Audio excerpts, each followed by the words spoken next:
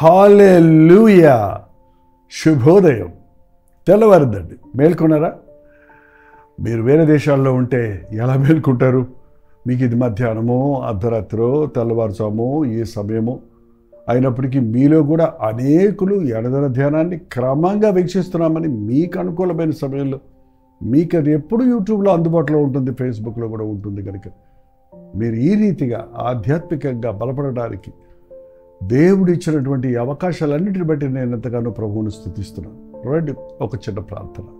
పరిశుద్ధుడా, నీకు వందనములయ్యా. నీ మాట లేకుండా మేము బ్రతకలేమయ్యా. నీకు మొరపెట్టుకోకుండా మేము ఉండలేమయ్యా. నీ తోడు లేకుండా ఈ భయంకరమైన పాపలోకంలో నీ సాక్షులుగా బ్రతకలేమయ్యా. నీవు మాట్లాడు తండ్రి, మమ్మల్ని నడిపించు నాయన, మమ్మను ఆదరించు. క్రీస్తునామంలో అడుగుచున్నాను తండ్రి, ఆమేన్.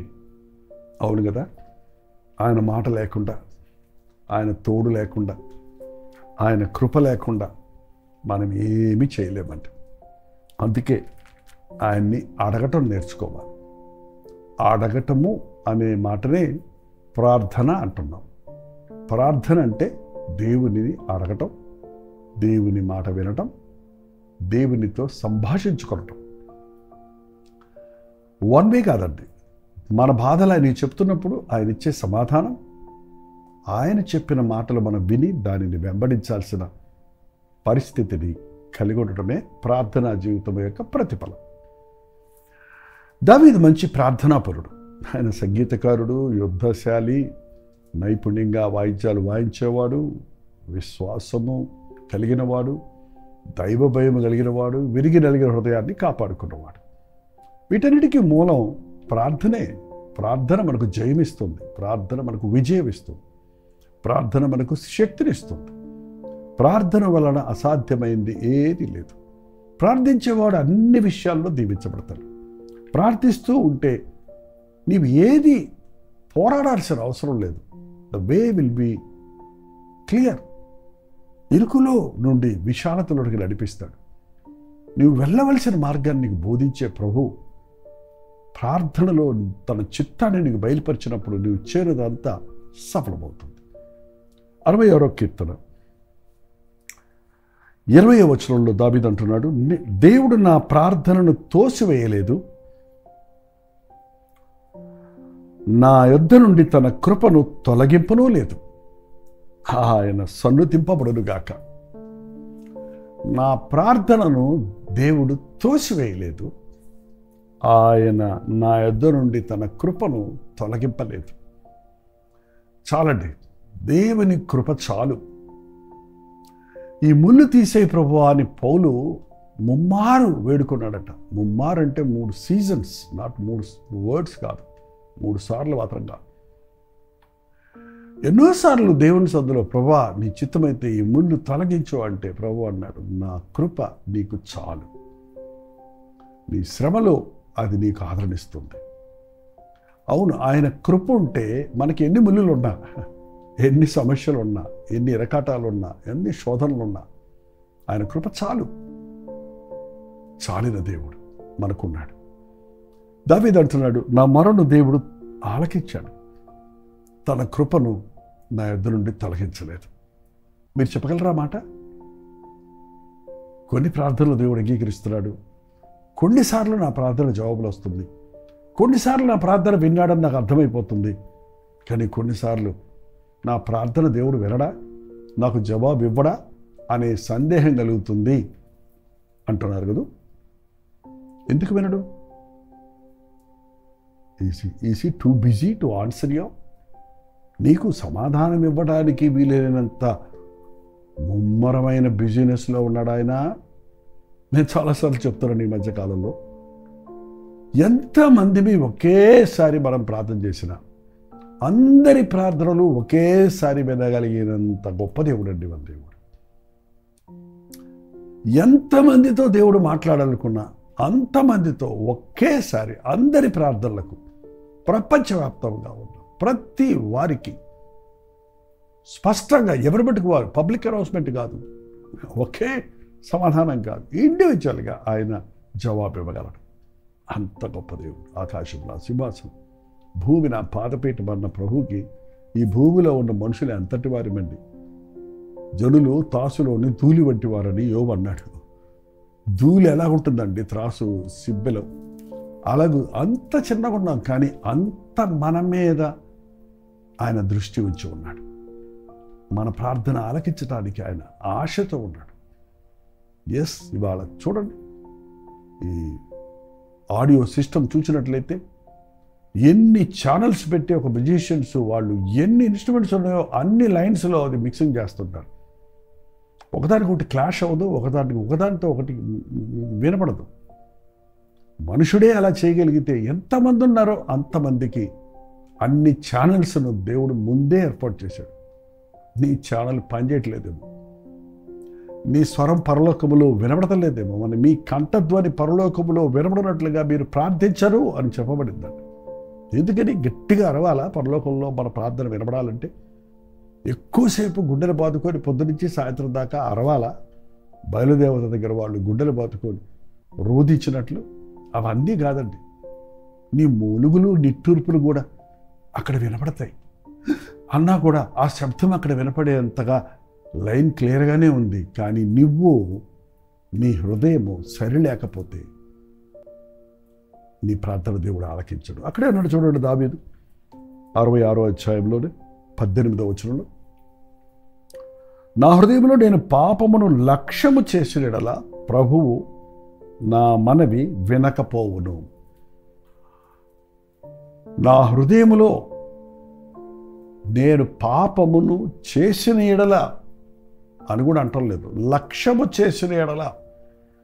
పాపపు ఆలోచనను, పాపపు ప్లాన్ను నేను అనుమతిస్తే, పాపాన్ని నేను అంటే ఆలోచిస్తుంటే, పాపాన్ని గురించి నా ఆలోచన నాలో ఉంటే, దానికి ప్రాముఖ్యత ఇస్తే, నా మనవి దేవుడు వినబడదు.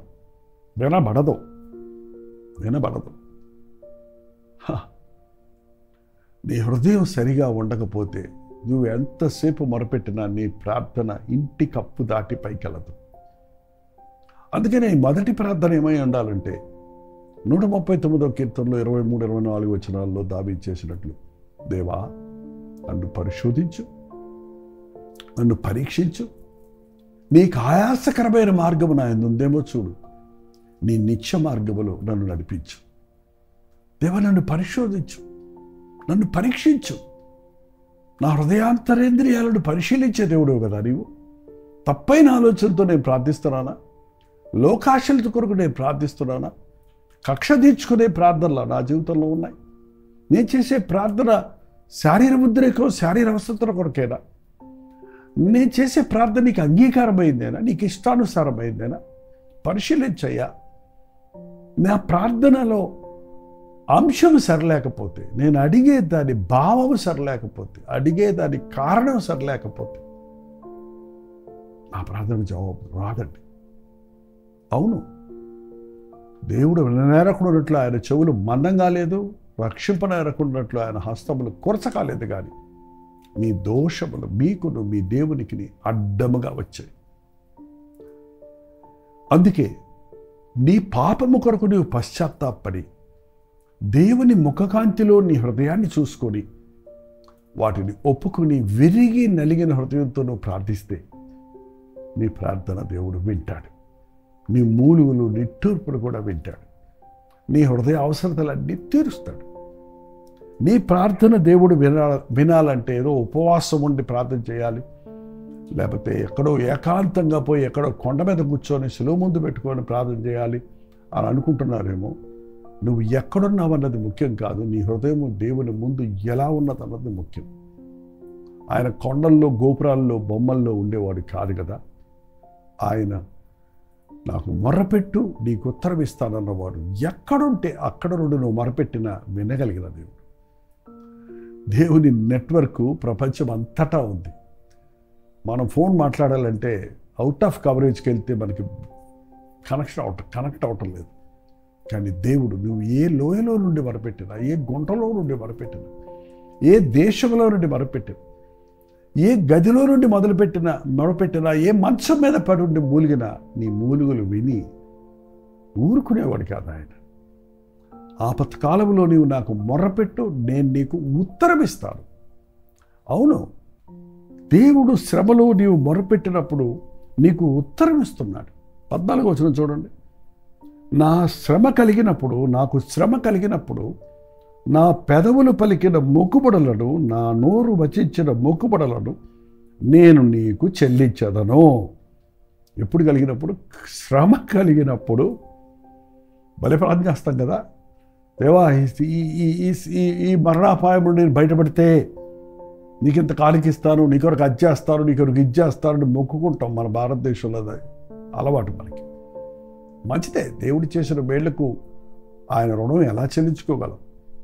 ఏ మొక్కుబడి ఇచ్చి చెల్లించగలవు? నీ మొక్కుబడులు ముఖ్యం కాదు, నీ కానుకలు ముఖ్యం కాదు. నీ యొక్క సమర్పణ, నీ విశ్వాసము, నీ యొక్క నమ్మికను బట్టే నీ ప్రార్థనకు జవాబు వస్తుంది. నువ్వు విరిగిన స్థితిలో, నువ్వు పూర్తిగా ప్రభు మీద ఆధారపడిన స్థితిలో నువ్వు మొరపెడితే ఆ శ్రమ నుండి నిన్ను తప్పిస్తాడు. నీ ప్రార్థనకు వెంటనే జవాబిస్తాడు. మరో ముఖ్యమైన విషయం అండి, మన యేసు ప్రభువు ఎప్పుడు ఏది ఆలస్యం చేసేవాడు కాదు. అసలు చెప్పాలంటే మరి ముఖ్యంగా ప్రార్థన విషయంలో వెంటనే ఆయన మనకు జవాబిస్తాడు. ఆయన సూచనను కనపరుస్తాడు. చెప్పాను కదా, కొన్నిసార్లు మీకు ఇష్టం లేని దేవునికి ఇష్టం లేని అయితే మీకు ఇవ్వడు. అది మీకు అవసరం లేదన్నమాట. అది మీకు మేలు కంటే కీడు ఎక్కువ చేస్తాయి కనుక. అంతేగాని నిన్ను ప్రేమించగాక కాక, ఆయన చేతగాక నిన్ను ప్రేమించలేదు కనుక గాక, కేవలం ఆయన నీ మేలు కొరకు కొన్నిసార్లు నీ ప్రార్థనను చంపేయి అని ఏలియా ప్రార్థన చేశాడు. చచ్చిపో అని ఉండొచ్చు. నువ్వు చచ్చిపోతే ఎట్లయ్యా? నువ్వు చాలా పని ఉంది, నీకు ఇంకా బాధ్యత ఉందని దేవుడు అతన్ని బతికించాడు. అతని ద్వారా దేవుడు ఆశించిన కార్యాలన్నీ ఏలియా ద్వారా జరిగించిన తర్వాత దిక్కుమాలిన చావు, చెట్టు కింద చావక్కర్లా, నేను నా రథాలు పంపిస్తున్నా, నువ్వు నా దగ్గరికి రా, బల నమ్మకమైన మంచి దాసుడు అని తను ఆహ్వానించుకున్నాడు. కాబట్టి మన ప్రతి ప్రార్థనకు జవాబు దొరుకుతుంది. ఒకవేళ జవాబు దొరకలేదంటే, 1 నీ హృదయం సరిలేదేమో, 2 నీకు విశ్వాసం లేకుండా అవిశ్వాసంతో అడిగేవాడికి ఏమీ రాదు, 3 నీవు అడిగినప్పటికీ లోకంలో ఉన్న భోగాల కోసం తప్పైన వాటిని, దేవునికి ఇష్టం లేని వాటిని అడిగేవేమో, అవి నీకు హానికరమైనవేమో, అందుకు రాదు. బట్ ఖచ్చితంగా దేవుడు నీ ప్రతి మనవికి జవాబిస్తాడు. ప్రార్థన మానకండి. ప్రార్థనకు జవాబు రాలేదని ప్రార్థన మానిన వాడికి ఎప్పుడూ జవాబు దొరకదు. ప్రార్థన జవాబు వచ్చే వరకు చేసేదే ప్రార్థన. అది నెలలు అవ్వనివ్వండి, సంవత్సరాలు అవ్వనివ్వండి, ఖచ్చితంగా ప్రార్థన ఫలిస్తుంది. ప్రార్థనకు జవాబులు దొరుకుతాయి. ప్రార్థన చేసుకుందాం. పరిశుద్ధుడ, ప్రేమగల తండ్రి, మరొకసారి నీ ప్రేమ కలిగిన హస్తాలకు మమ్మల్ని అప్పగించుకుంటున్నాం. మా హృదయాన్ని ఎప్పుడు భద్రంగా కాపాడుకోవడానికి, మా హృదయమును ఆయన నీ ఆలయముగా మలుచుకోవడానికి, మా హృదయం అనే ధూపవేదిక మీద ఎప్పుడు స్తుతి కృతజ్ఞతలతో ధూపం వేయచ్చు నిన్ను స్తుతించడానికి, మమ్మల్ని మేము అర్పించుకునే బలిపీఠంగా మా గుండెను నీకు సమర్పించుకోవటానికి, మా హృదయ సింహాసనం మీద నీ ఉండునట్లుగా, నీ చిత్తానుసారంగా మేము బ్రతుకున్నట్లుగా పరిశుద్ధాత్మ ద్వారా మమ్మల్ని అనుదినము నడిపిస్తూ నీతో సహవాసము చేసే, మాటలాడుకునే, నీ మాటలు విని ఉన్నతమైన విశ్వాస జీవితమునకు మమ్మల్ని ఒక్కొక్కరిని నడిపించమని క్రీస్తు నామములో అడుగుచున్నాను తండ్రి. ఆమేన్. తండ్రి అయిన దేవుని యొక్క ప్రేమయు, కుమారుడైన క్రీస్తు యొక్క కృపయు, ఆదరణకర్త అయిన పరిశుద్ధాత్మ యొక్క సహవాసములు కూడి వచ్చిన మనందరికీ ఎప్పుడునూ సదాకాలము తోడేడుగాక. ఆమేన్. దేవుని స్తోత్రం. మీ ప్రార్థనా అవసరతలు, భారాలు మాకు కూడా తెలియచేయండి. మీరు ప్రార్థించాలి, మేము కూడా మీ పక్షంలో ప్రార్థిస్తాం. ఒక రాయిని ఎత్తలేకపోతే పక్కనున్న వారి సహాయం అడగటంలో తప్పేమీ లేదు. మన ప్రార్థన భారాలు మనం కొన్నిసార్లు మొయ్యలేము. మనము ఇతరులు ఒకరి కొరకు ఒకరు ప్రార్థించుకోమని ప్రభు చెప్పాడు కనుక మన కొరకు ప్రార్థించేవారు ఉండడం మనకెంతో మేలు. మీరు అక్కడ, మేము ఇక్కడ మీ కొరకు ప్రార్థించినప్పుడు దేవుడు తన కృపను మనకు కుమ్మరించి మనకు జవాబులు ఇస్తాడు. ఇతర దేశాల్లో ఉంటే 9100 నెంబర్కి, ఇండియాలో మీరు ఏ ప్రాంతంలో ఉన్న 9540 ఫార్వర్డ్స్ నెంబర్కి ఒక టెక్స్ట్ కానీ వాయిస్ మెసేజ్ ద్వారా కానీ మీ ప్రార్థనా భారాలు పంపించండి. దయచేసి ఫోన్ చేయకండి, చేసి ఎత్తలేదని బాధపడకండి. మీకు ఏదైనా వివరాలు కావాలంటే 8939393939 అనే నెంబర్కి మీరు ఆఫీస్ అవర్స్లో అంటే మార్నింగ్ 10 to ఈవినింగ్ 10 లోపల మీరు ఫోన్ చేయండి. ఖచ్చితంగా మీకు జవాబు ఇస్తారు. కొన్నిసార్లు అది కూడా టూ బిజీగా ఉంటే వెయిట్ చేసి చేయండి, మళ్ళీ చేయండి, బాధపడకండి. మీకోసం ఎంతో భారంతో మేము ప్రార్థిస్తున్నాం. మీరందరూ ప్రవీణులు అవ్వాలని, దేవుడితో సహవాసం కలిగిన వారు అవ్వాలని మీ అంతటా మీరు ప్రార్థించుకొని మీ భక్తి జీవితాన్ని కాపాడుకుంటూ మీరు అనేకులను రక్షించే ఆత్మల జాలర్లుగా ఉండాలని మీకోసం ప్రార్థిస్తూ ఉన్నాం. ప్రోచితమైతే మధ్యాహ్నం 3 గంటలకు హెచ్చరిక. మరి ఈరోజు ముంబాయిలో గెట్ టుగెదర్ ఉంది, పాస్టర్స్ క్రిస్మస్ మార్నింగ్ స్టార్ స్కూల్లో. మీరు ముంబై పరిసర ప్రాంతాల్లో ఉంటే మీరు కూడా వచ్చి పార్టిసిపేట్ చేయండి. అలాగే రేపటి దినాన అంటే 11వ తారీఖు కూడా ఒక గెట్ టుగెదర్ను ముంబైలో ఏర్పాటు చేస్తున్నాం. ముఖ్యంగా హిందీ వారి కొరకు, మీరు తెలుగు వారైనా హిందీ వారైనా మరి ఏ భాష వారైనా రావచ్చు. వాక్యాన్ని అనేక భాషల్లో ఈ రోజున యూట్యూబ్ ద్వారా, టీవీ ద్వారా తెలుగు, తమిళ, హిందీ, మలయాళం, బెంగాలీ, ఒరియా భాషల్లో అందిస్తున్నాం. కనుక మనం ఎక్కడికి వెళ్ళినా దేవుని మహాకృప వలన ఆయా భాషల వారు మీ వాక్యం విని మేము మేలు పొందుతున్నామని సాక్ష్యం చెప్తున్నప్పుడు నేను ఎంతగానో దేవుణ్ణి స్తుతిస్తున్నాను. ఈ పరిచర్యల కొరకు ప్రార్థించండి, మీ సహకారాన్ని అందించండి. ఉచితమైతే మధ్యాహ్నం 3 హెచ్చరిక, అలాగే రాత్రి 9 గంటలకు కల్వరి ప్రతి దొడలో మళ్ళీ కలుసుకుందాం. ముంబైలో ఉన్నవారు అక్కడ వచ్చి కలుసుకోండి. అంతవరకు దేవుని మహాకృప మీకు తోడేను గాక. ముంబై పరిసర ప్రాంతాల్లో ఉన్న వారికి శుభవార్త. మరోసారి డిసెంబర్ 10వ తారీఖున ఒక ప్రత్యేకమైన పాస్టర్స్ క్రిస్మస్ మీటింగ్లో వాక్యం అందించడానికి ముంబై వస్తున్నాను. అందరికీ ఆహ్వానమే. ఎవరైనా రావచ్చు. సాయంత్రం 6 గంటల నుంచి 10 గంటల వరకు ముంబైలో మార్నింగ్ స్టార్ ఇంగ్లీష్ స్కూల్లో ధారావిలో జరిగే ఈ ప్రత్యేకమైన క్రిస్మస్ మీటింగ్కి మిమ్మల్ని కూడా ఆహ్వానిస్తున్నాం. రండి, మనందరికీ కలిసి మన ప్రభు జనాన్ని గుర్తు చేసుకొని ఆయన యందు ఆనందిద్దాం. ఈ విషయం మీకు ఇంకా వివరాలు కావాలంటే క్రింద ఇవ్వబడినటువంటి ఫోన్ నెంబర్లకు మీరు కాల్ చేయండి, లేదా QR కోడ్ని స్కాన్ చేసుకోండి.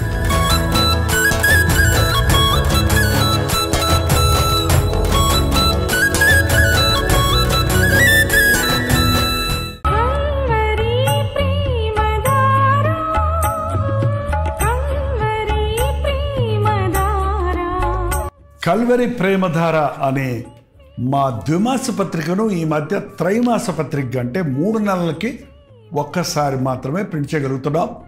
మరి గత 40 సంవత్సరాల పైబడి కొనసాగుతున్న ఈ పత్రికను ఆపు చేయటం ఇష్టం లేక దీన్ని త్రైమాస పత్రికగా మార్చున్నాం. మీరు కల్వరి ప్రేమధార పత్రికను చదువుతున్నారా? ఒక ఉచిత పత్రిక కావాలంటే ఇవ్వాలే మీ పేరు, చిరునామా, అడ్రస్తో పాటు ఇంటి నెంబర్తో పాటు క్లియర్గా పంపించండి. తప్పకుండా ఒక ఉచిత పత్రికను మీకు పంపిస్తాం.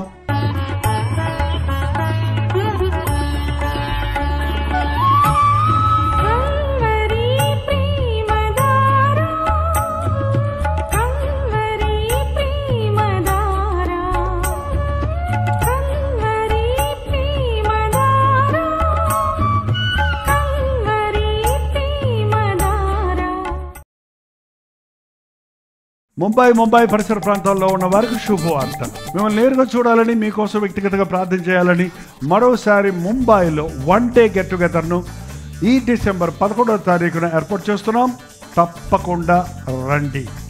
కల్వరి దేశం టీవీ ప్రోగ్రాముల ద్వారా, అలాగే సోషల్ మీడియా ద్వారా బలపడుతున్న మిమ్మల్ని అందరినీ ముఖాముఖిగా చూడటానికి, ప్రార్థన చేయడానికి, దేవుని వాక్యం అందించడానికి మనం అందరం కలిసి రెహతోర్ మెమోరియల్ మెథడిస్ట్ చర్చ్లో స్టేషన్ రోడ్, పరేల్, ముంబై. ఈ విషయం మీకు ఇంకా వివరాలు కావాలంటే 8939393939 నెంబర్ మీరు కాల్ చేయొచ్చు, లేదా QR కోడ్ మీరు స్కాన్ చేసుకోవచ్చు. ఒకే సెషన్ అండి. ఈ 1 డే గెట్ టుగెదర్ సాయంత్రం 6 గంటల నుంచి 10 గంటల వరకు తప్పక హాజరవ్వండి. దైవ దీవెనలు పొందండి.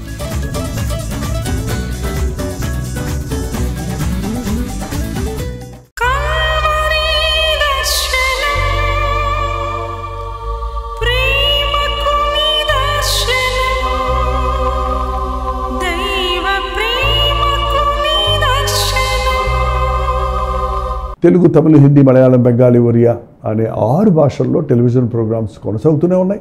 భారభరితమైన పరిచయంలో మీరు సహకరించాలని ఆశిస్తే ప్రభు మిమ్మల్ని ప్రేరేపిస్తే మీ విరాళాలు కానుకలు వారికి మీరు పంపించవచ్చు. అవి నేరుగా టీవీ ఛానల్స్కి వెళ్తాయి. అందులో ఏది మేము మా సొంత ఖర్చుల కొరకు ముట్టుకోవటం లేదు, వేరే పరిచయ కొరకు ముట్టుకోవటం లేదు. టెలివిజన్ పరిచయలో ఇంకా సువార్త వినని వారికి అది అందించాలని ఆశతో ఒక 20 సంవత్సరాలుగా కొనసాగుతున్న పరిచయం కొరకు ప్రార్థించండి, మీ సహకారాన్ని అందించండి.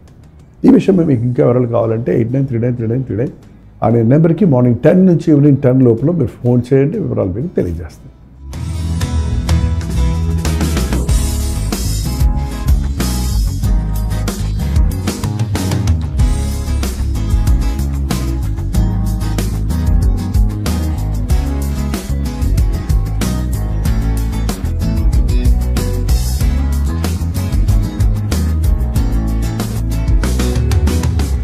ఉదయ